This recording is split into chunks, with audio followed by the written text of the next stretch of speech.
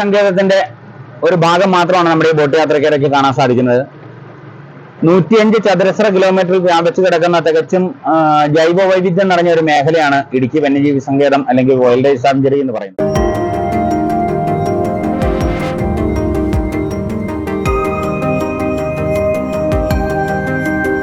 Hi hello Willy വ്ളോഗ്സിൻ്റെ എല്ലാ പ്രേക്ഷകർക്കും പുതിയ വീഡിയോയിലേക്ക് സ്വാഗതം. നമ്മളിപ്പോഴുള്ളത് വെള്ളാപ്പാറയുള്ള കൊല്ലുമ്പൻ സമാധിയിലാണ്. എൻ്റെ കൂടെ ഉള്ളത് ഇവിടെ റോബിൻ ചേട്ടനുണ്ട്, അതുപോലെ മൈക്കിൾ ചേട്ടനുണ്ട്, പോൾ ചേട്ടനുണ്ട്. അപ്പോൾ ഞങ്ങളെല്ലാവരും കൂടെ ഇവിടെയുള്ളൊരു ബോട്ട് സവാരി ചെയ്യാൻ വേണ്ടി വന്നിരിക്കുകയാണ്. ഞങ്ങൾ ആദ്യമായിട്ടാണ് ഇവിടെ വരുന്നത്. അപ്പോൾ എന്തായാലും വില്ലി വ്ളോഗ്സിൻ്റെ എല്ലാ പ്രേക്ഷകർക്കും പുതിയ വീഡിയോയിലേക്ക് സ്വാഗതം. ഇടുക്കി ഡാമോ അതിൻ്റെ പരിസര പ്രദേശങ്ങളോ സന്ദർശിക്കാൻ വരുന്നവർ തീർച്ചയായിട്ടും കാണേണ്ട വളരെ പ്രധാനപ്പെട്ട ഒരു സ്ഥലമാണ് ഇടുക്കി ഡാമിന് സ്ഥലം കാണിച്ചു കൊടുത്ത കരിവെള്ളായൻ കുനുമ്പൻ എന്ന പഴയ ആദിവാസി മൂപ്പന്റെ കല്ലറയും സ്മാരകവും. വെള്ളാപ്പാറയിലുള്ള കൊലുമ്പന്റെ സ്മാരകത്തിന്റെ ഓപ്പോസിറ്റാണ് ബോട്ടിങ്ങിനുള്ള കൗണ്ടറും അതുപോലെ ഇക്കോ ഷോപ്പ് സ്ഥിതി ചെയ്യുന്നത്. മുതിർന്നവർക്ക് 145 രൂപയും കുട്ടികൾക്ക് 85 രൂപയും ഫോറിനേഴ്സിന് 295 രൂപയാണ് ചാർജ്.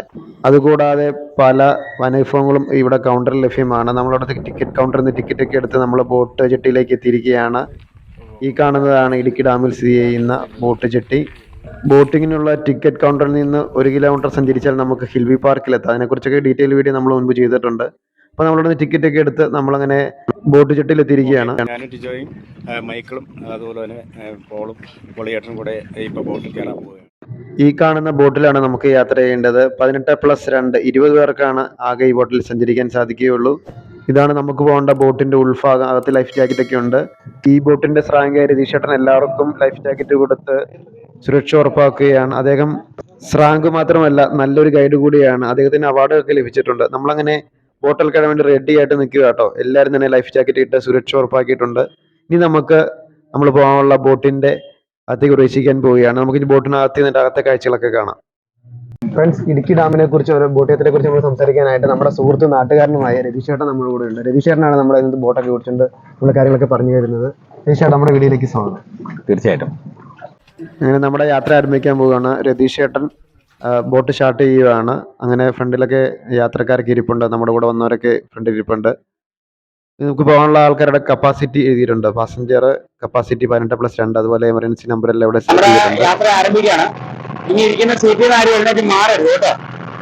ഇരിക്കുന്ന സീറ്റിൽ നിന്ന് ആനിമൽസിനെയൊക്കെ കണ്ടാലും അങ്ങോട്ടും ഇങ്ങോട്ടും ഒന്നും മാറി പടമെടുക്കാനായിട്ട് മാറരുത്. മാറുക അങ്ങനെയാണ് അപകടങ്ങളൊക്കെ ഉണ്ടാവുന്നത്. മാനദണ്ഡങ്ങൾ അനുസരിച്ചാണെങ്കിൽ ഒരു പ്രശ്നമില്ല. ഗവൺമെന്റിന്റെ നിർദ്ദേശം അനുസരിച്ച്, ഇതിന്റെ വിദഗ്ധരുടെ നിർദ്ദേശം അനുസരിച്ച് നമ്മൾ നീങ്ങി കഴിഞ്ഞാൽ കുഴപ്പമില്ല. അങ്ങനെയാണ് പലർക്കും അപകടങ്ങൾ ഉണ്ടായിട്ടുള്ളത്. നമ്മളിപ്പോ ഏതാണ്ട് സമുദ്രനിരപ്പിൽ നിന്ന് 2364 അടി ഉയരത്തിലാണ് യാത്ര ചെയ്തുകൊണ്ടിരിക്കുന്നത്. അപ്പോൾ സീ ലെവൽ 2364 ഫീറ്റ് ഹൈറ്റിലാണ് ബോട്ട് ക്രൂസ് നടക്കുന്നത്.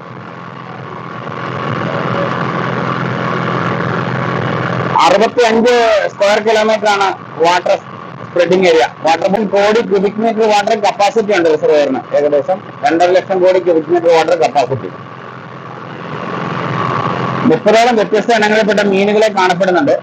അത് പിടിക്കാൻ അനുവാദം ആദിവാസികൾക്ക് മാത്രമാണ് ഗവൺമെന്റ് കൊടുത്തിരിക്കുന്നത്. നമ്മുടെ രണ്ട് സൈഡിലും കാണുന്നതാണ് ഇടുക്കി വന്യജീവി സങ്കേതം, ഇടുക്കി വൈൽഡ് ലൈഫ് സാങ്ച്വറി. കൂടുതൽ വിവരങ്ങൾ ഞാൻ നമ്മൾ ഡാമിന് അടുത്തേക്ക് ചെല്ലുമ്പോഴത്തേക്കും പറയാം.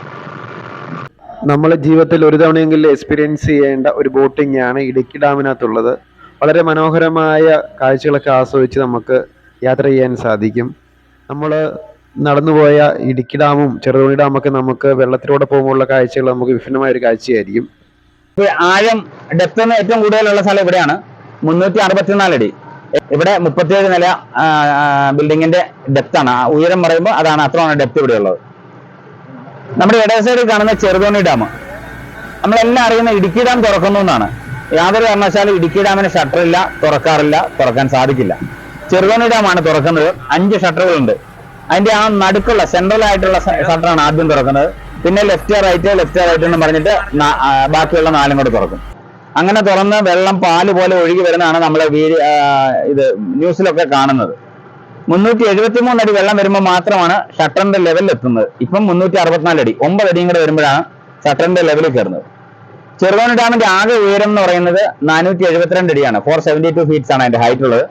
ഡാം ടോപ്പിന്റെ ലെങ്ത് എന്ന് പറയുന്നത് 740 മീറ്റർ വരും. 3/4 കിലോമീറ്ററോളം നീളമുണ്ട് ചെറുതോണി ഡാമിന്. ലാസ്റ്റ് ഇയർ വന്ന ഒരു വാട്ടർ ലെവലാണ് ബ്ലാക്ക് കളറിൽ കാണുന്ന 385 അടി 385 ഫീറ്റ്സ് ആണ് കഴിഞ്ഞ വർഷം വന്നത്. 2018 ഫ്ലഡിലൊക്കെ അത് നിറഞ്ഞെത്തിയിരുന്നു. എന്നാൽ ഓവർഫ്ലോ ആയില്ല. നിറഞ്ഞു വന്നു കഴിഞ്ഞപ്പോഴത്തേക്ക് തുറന്നു വിട്ടു. തൊട്ടപ്പുറത്ത് കാണുന്ന കുറവൻമല, വലത് സൈഡിലുള്ള കുറച്ചുമലയാണ്. ഇടുക്കി ഡാമിന്റെ വലത് സൈഡിൽ കാണുന്ന കുറച്ചുമല. ഈ കുറവൻമല എന്ന് പറഞ്ഞാൽ കുറച്ചുമല എന്ന് പറഞ്ഞാൽ അവർ ട്രൈബൽ കപ്പിൾസ് ആയിട്ടാണ് ഐതിഹ്യം. ശ്രീരാമനും സീതയും വനവാസകാലത്ത് ഇവിടെ വരികയും രാമക്കൽമേടും ഒക്കെ ആയിട്ട് കണക്ട് ചെയ്താണ് അതിന്റെ സ്റ്റോറി. അങ്ങനെ വന്ന് സീത ഈ പെരിയാറിൽ, അതാണ് പെരിയാറിന്റെ ഫ്ലോ അങ്ങേറ്റത്ത് കാണുന്നത്. പെരിയാറിൽ കുളിക്കുന്ന സമയം കുറവനും കുറച്ചും അവരെ ശല്യം ചെയ്തിരുന്നു എന്നാണ്. അതിൽ ദേഷ്യം വന്ന അല്ലെങ്കിൽ ശുഭിതനായ രാമൻ അവരെ ശപിച്ചു. ശ്രീരാമൻ ശപിച്ചു, നിങ്ങൾ വേർപിരിഞ്ഞ് 2 മലയാകട്ടെ എന്ന്. അതാണ് കുറവൻ കുറത്തുമലയുടെ ഐതിഹ്യം എന്ന് പറയുന്നത്. എന്നാൽ ഈ ശാപം ഉണ്ടായ സമയത്ത് തന്നെ കുറവൻ മുട്ടുകുത്തി ക്ഷമ ചോദിച്ചു എന്നാണ് പറയുന്നത്. അതുകൊണ്ടാണ് കുറവൻമലയ്ക്ക് പൊക്കം കുറഞ്ഞു പോയതെന്നും അത് കണ്ടിട്ട് അൺകോൺഷ്യസ് ആയ കുറച്ച് അങ്ങ് വീണു. അത് ആ മല അങ്ങ് നീണ്ട് അയ്യപ്പൻ കോവിലിന് അടുത്ത് വരെ അങ്ങ് കിടക്കുകയാണ്. അതാണ് കുറവൻ കുറത്തുമലയുടെ ഐതിഹ്യം. അവർക്ക് ശാപമോക്ഷം കൂടെ കൊടുത്തിരുന്നു എന്നാണ് പറയുന്നത്. അത് നമ്മുടെ ഇടുക്കിയുടെ ആദ്യത്തെ കളക്ടറായിരുന്ന ടി ബാബു സാറ് ഈ ഇടുക്കി പ്രോജക്ടിന്റെ ചീഫ് എഞ്ചിനീയർ ആയിരുന്ന MS നാരായണ നായർ, മൂവാറ്റുപുഴ സ്വദേശിയാണ്. അവരുടെയൊക്കെ പുസ്തകങ്ങളിൽ പ്രതിപാദിക്കുന്നുണ്ട്. ഹാസ്യ സാഹിത്യകൃതിയൊക്കെയാണ് ബാബു സാറിന്റെ. അവർക്ക് ശാപമോക്ഷം ഉണ്ടായി. അപ്പൊ നിങ്ങൾക്ക് കലിയുഗത്തിൽ ഒന്നുചേരാൻ സാധിക്കുമെന്നും അപ്പൊ ശാപമോക്ഷം എന്നാണ്.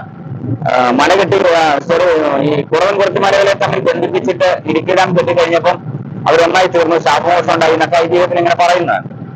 ഈ കുറവൻ മലയുടെ നടുഭാഗം പൊട്ടിച്ച് പുറത്തേക്ക് കൊണ്ടൊരു ടണൽ അവിടെ ഗുഹയായിട്ട് കാണാം. കേവ്, അത് വൈശാലി കേവ് എന്നറിയപ്പെടുന്നു. വൈശാലി, ഇടുക്കി ഗോൾഡ് തുടങ്ങിയ സിനിമകൾ ഷൂട്ട് ചെയ്ത സ്ഥലമാണ് ആ കാണുന്ന ഗുഹ. വൈശാലി സിനിമയിലെ ഇന്ദ്രനീനിമയോലും എന്നൊരു സോങ് അവിടെയാണ് ഷൂട്ട് ചെയ്തത്. ആ കാണുന്നതാണ് ഇടുക്കി ആർച്ച് ഡാം. ഏഷ്യയിലെ തന്നെ ലാർജസ്റ്റ് ആയിട്ടുള്ള ഡബിൾ കർവ് ആർച്ച് ഡാമാണ്. ഡബിൾ കർവ് എന്ന് പറയുമ്പം ഒരു നാളികേരം നടുവെ മുറിച്ചതുപോലെ, അല്ലെന്നുണ്ടെങ്കിൽ കാറ്റ് നിറച്ച ഫുട്ബോൾ നടുവെ മുറിച്ചാൽ എങ്ങനെയിരിക്കും, അതാണ് അതിന്റെ ഒരു ഷേപ്പ്. 555 അടിയാണ് അതിന്റെ ഹൈറ്റ്. 555 ഫീറ്റ്സ് വരും. ഡാം ടോപ്പിന്റെ ലെങ്ത് എന്ന് പറയുന്നത് 670 മീറ്റർ. എന്നാൽ അതിന്റെ ബോട്ടം വെറും 19 മീറ്റർ ഉള്ളു, അടിഭാഗം. അപ്പൊ വി ഷേപ്പ് ആണ്, ഡബിൾ കർവ് ആണ്. ആ 19 മീറ്റർ വ്യാസമുള്ള നാരോ ഏരിയയിൽ കൂടി അല്ലെങ്കിൽ ഇടുക്കിയിൽ കൂടി പെരിയാർ ഒഴുകി പോയിക്കൊണ്ടിരുന്നത് കൊണ്ടാണ് ഇടുക്കി എന്ന പേര് പ്രദേശത്തിനും ജില്ലയ്ക്കും വന്നത്. അപ്പം ഇടുക്കി സന്ദർശിക്കാൻ മറ്റുള്ള ജില്ലകളിൽ നിന്നും സംസ്ഥാനങ്ങളിൽ നിന്നും വിദേശത്തു നിന്നൊക്കെ ആളുകൾ ധാരാളം വരുന്നുണ്ട്. പക്ഷെ ഇടുക്കി എവിടാന്ന് ചോദിച്ചു കഴിഞ്ഞാൽ പലർക്കും അറിയില്ല. ഇടുക്കി ഡാമിന്റെ ബോട്ടം അടിഭാഗത്താണ് പ്രോപ്പർ ഇടുക്കി എന്ന് പറയുന്നത്. ആ ഇടുക്കിൽ കൂടി, അതായത് നോക്കിയേ, ഈ വി ഷേപ്പ് ആണെങ്കിൽ ഇതിന്റെ താഴത്തോടെ ഇങ്ങനെ ഒഴുകി പോയി കഴിഞ്ഞിട്ടുണ്ടെങ്കിൽ അതാണ് ഇടുക്കി. ഇടുക്കിയിൽ കൂടി പെരിയാർ. ഈ ഡാമിന്റെ നിർമ്മാണം ആരംഭിക്കുന്നത് 1963-ലാണ്. 76-ലാണ് പൂർത്തിയാകുന്നത്. ഇതിന്റെ ശരിക്കും ഇതിന്റെ തുടക്കം എന്ന് പറഞ്ഞിട്ടുണ്ടെങ്കിൽ തൊടുപുഴയ്ക്കടുത്ത് മലങ്കര റബ്ബർ പ്ലാന്റേഷനിലെ സൂപ്രണ്ടായിരുന്ന WJ ജോൺ വിദേശിയായിരുന്നു. അവരുടെ ഒരു വിനോദം എന്ന് പറയുന്ന നായാട്ടാണല്ലോ. അപ്പൊ നായാട്ടിന് ഇവിടെ വരികയും ഇവിടുത്തെ ലോക്കലായിട്ടുണ്ടായിരുന്ന കൊലുമ്പൻ എന്നു പേരുള്ള ആദിവാസി മൂപ്പനെ കണ്ടുമുട്ടി ഇതിലെ നായാട്ടിന് നടക്കുന്ന സമയം, അത് നമുക്ക് സ്വാതന്ത്ര്യം കിട്ടുന്നതിന് മുൻപുള്ളതാണ്. 1947 മുമ്പാണ്. 1920-23 കാലഘട്ടങ്ങളിലോ മറ്റാണ്. അങ്ങനെ വന്ന് ഈ മലയുടെ മേളിൽ നിന്ന് ഇവിടെ 364 അടി താഴത്തോടെ പെരിയാർ ഒഴുകി അരങ്ങാണം കണക്ക് ഒഴുകി പോകുന്ന കാഴ്ച WJ ജോണിന് കാട്ടിക്കൊടുത്തു കഴിഞ്ഞപ്പം അദ്ദേഹത്തിനുണ്ടായ ഒരു ഐഡിയ ആണ് ഇവിടെ ഒരു ഡാം നിർമ്മിക്കാമെന്നും അതിൽ വൈദ്യുതി ഉൽപ്പാദിപ്പിക്കാൻ സാധിക്കും എന്നുള്ളത്. അന്നത്തെ നമ്മുടെ ദിവാനായിരുന്ന സർ CP രാമസ്വാമിയർക്കാണ് പ്രോജക്ട് റിപ്പോർട്ട് കൊടുക്കുന്നത്. എന്നാൽ അന്ന് നടപ്പിലായില്ല.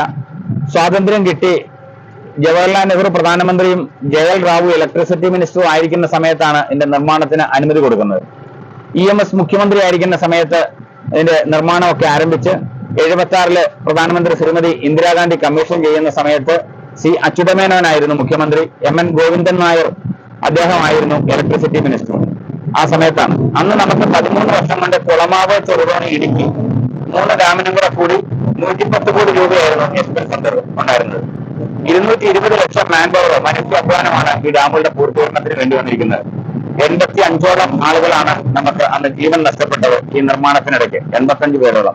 മൂലമറ്റം പവർ ഹൗസിന് മുൻപിൽ ആ മുഴുവൻ ആളുകളുടെയും പേര് എഴുതി വെച്ചിട്ടുണ്ട്. അങ്ങനെ ഒരു ഫലകം അവിടെ സ്ഥാപിച്ചിട്ടുണ്ട്. ഇതിന് ബലി കൊടുത്തതെന്ന് പറഞ്ഞാൽ ജീവൻ നഷ്ടപ്പെട്ടവരുടെ. വേറൊരു പ്രത്യേകത, കേരളത്തിൽ ആഴ ഉൽപ്പാദിപ്പിക്കുന്ന ജലവൈദ്യുത പദ്ധതികളിലെ 65% വൈദ്യുതി ഈ പ്രോജക്റ്റിൽ നിന്നാണ്. ഇതിന്റെ പവർ സ്റ്റേഷൻ ഇരിക്കുന്ന മൂലമറ്റം, എന്റെയൊക്കെ നാട് മൂലമറ്റത്താണ് ഇതിന്റെ പവർ സ്റ്റേഷൻ ഇരിക്കുന്നത്. 770 മെഗാവാട്ട്സ് ആണ് വൈദ്യുതി ഉൽപാദനം, 6 ജനറേറ്ററിൽ. ഇതാണ് ഈ ഡാമിന്റെ ഒരു ചിത്രം.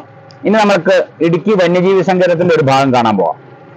ഇടുക്കി ചെറുതോണി ഡാമുകളുടെ സൗന്ദര്യ ശേഷം നമ്മൾ ഇടുക്കി വന്യജീവി സങ്കേതത്തിന്റെ ഒരു ഭാഗം കാണാൻ പോവുകയാണ്. നമുക്ക് ഭാഗ്യമുണ്ടെങ്കിൽ ചിലപ്പോൾ ചില മൃഗങ്ങളൊക്കെ കാണാൻ സാധിക്കും. നമുക്ക് നോക്കാം. ഇടുക്കി വന്യജീവി സങ്കേതത്തിന്റെ ഒരു ഭാഗം മാത്രമാണ് നമ്മുടെ ഈ ബോട്ട് യാത്രയ്ക്കിടയ്ക്ക് കാണാൻ സാധിക്കുന്നത്. 105 ചതുരശ്ര കിലോമീറ്ററിൽ വ്യാപിച്ചു കിടക്കുന്ന തികച്ചും ജൈവ വൈവിധ്യം നിറഞ്ഞ ഒരു മേഖലയാണ് ഇടുക്കി വന്യജീവി സങ്കേതം അല്ലെങ്കിൽ വൈൽഡ് ലൈഫ് സാങ്ച്വറി എന്ന് പറയുന്നത്. പെരിയാർ ടൈഗർ റിസർവ് എന്ന് പറയുമ്പം കടുവയാണെങ്കിൽ ഇടുക്കി വൈൽഡ് ലൈഫ് സാങ്ച്വറിയിൽ ആനയാണ് സ്പെഷ്യൽ ആയിട്ടുള്ളത്. പ്രത്യേകമായിട്ട് എടുത്തു പറയേണ്ട കൂടുതൽ നമ്പേഴ്സ് ഉള്ളത് ആനയാണ്. ധാരാളം ആനകളുള്ള ഒരു വന്യജീവി സങ്കേതമാണ് ഇടുക്കി വൈൽഡ് ലൈഫ് സാങ്ച്വറി. ഈ സമയത്ത് കാണാൻ സാധ്യത കുറവാണ്, എന്നാലും ആനകൾ ധാരാളം ഉണ്ട്. പിന്നെ കരടിയുണ്ട്, കടുവ, കാട്ടുപോത്ത്, മ്ലാവ്, കേഴ, വൈൽഡ് ഡോഗ്, പന്നി, കുരങ്ങ് തുടങ്ങിയ ആനിമൽസിനെ ധാരാളം കാണപ്പെടുന്നുണ്ട്. അടുത്ത കാലത്തായിട്ട് പുലിയെ കണ്ടതായിട്ട് പറയുന്നു. നമ്മുടെ അയ്യപ്പൻ കോവിലിനടുത്തുള്ള ഒരു ഏരിയയിൽ പുലിയെ കണ്ടതായിട്ട് അവിടെ ആദിവാസികൾ പറയുന്നുണ്ട്. നമുക്കത് ക്യാമറ ട്രാപ്പിലൊന്നും കിട്ടിയിട്ടില്ല, എന്നിരുന്നാലും ഉള്ളതായിട്ടാണ് ലക്ഷണങ്ങൾ പറയുന്നത്. 55 തരത്തിലുള്ള സ്നേക്സ് മാത്രം ഇതിനകത്തുണ്ട്. അതുൾപ്പെടെ 70ഓളം സ്പീഷീസിൽപ്പെട്ട ഉരകങ്ങളാണ് ഉള്ളത്. ഓന്ത്, പല്ലി, അരണ, ഉടുമ്പ് എന്നൊക്കെ പറയുന്ന സാധനങ്ങളൊക്കെ ഇവിടെ ആയിട്ട് 70ഓളം സ്പീഷീസ് വരുന്നുണ്ട്. 100ൽ പരം വ്യത്യസ്തങ്ങളായ ചിത്രശലഭങ്ങള്, ദേശാടന പക്ഷികൾ ധാരാളം വരാറുണ്ട്. നമ്മുടെ തട്ടേക്കാടിന്റെ അത്ര ഒന്നും ഇല്ലെങ്കിൽ തന്നെയും ഏതാണ്ട് 200ഓളം തരത്തിലുള്ള പക്ഷികളാണ് ഇതിന്റെ അകത്ത് കണ്ടെത്തിയിട്ടുള്ളത്. ഉൾപ്പെടെ 200ഓളം തരത്തിലുള്ള ബേഡ്സ്. സാൻഡൽവുഡ് വൃക്ഷ സസ്യങ്ങളെല്ലാം ചേർന്ന് ഏതാണ്ട് 500ഓളം സ്പീഷീസ് വരും. 110 വ്യത്യസ്തങ്ങളായ തുമ്പികൾ. ഏറ്റവും കൂടുതൽ തുമ്പി കേരളത്തിലുള്ളത് ഇലവീഴ പൂഞ്ചിറയാണ്. ഇലവീഴ പൂഞ്ചിറ. ഇവിടെ 110ഓളം തരത്തിലുള്ള തുമ്പികളുണ്ട്.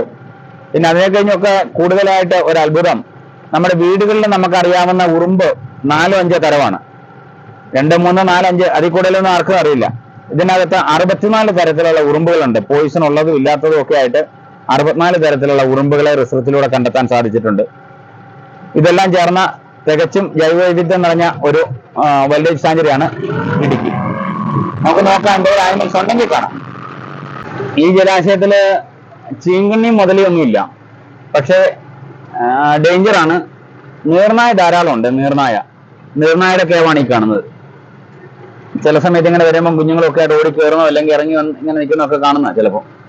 നീർനായുടെ ഒരു ചെറിയ കേവായിരുന്നു, അതിങ്ങനെ ഓളമടിച്ചിട്ട് അതിങ്ങനെ വലുതായതാണ്. എന്നാൽ അതിനെ ആ കേവിലൊക്കെ നീർനായ ഉണ്ടാവും.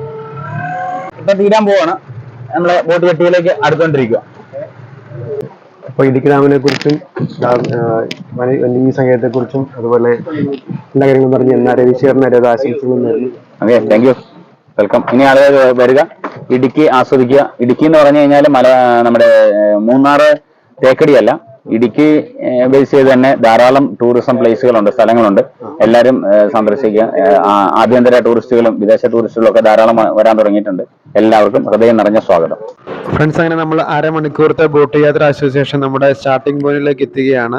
ഈ കാണുന്നത് വനംവകുപ്പിന്റെ കോട്ടേജുകളാണ്. ഇവിടെ നമുക്ക് താമസിക്കാനൊക്കെ സാധിക്കും കേട്ടോ. അതൊക്കെ കൂടുതൽ അന്വേഷിച്ച് കഴിഞ്ഞാൽ നമുക്ക് ഇവിടെ താമസിക്കാനൊക്കെ സാധിക്കും. അപ്പോൾ നമ്മൾ നമ്മുടെ ബോട്ട് യാത്ര അവസാനിപ്പിക്കുകയാണ്.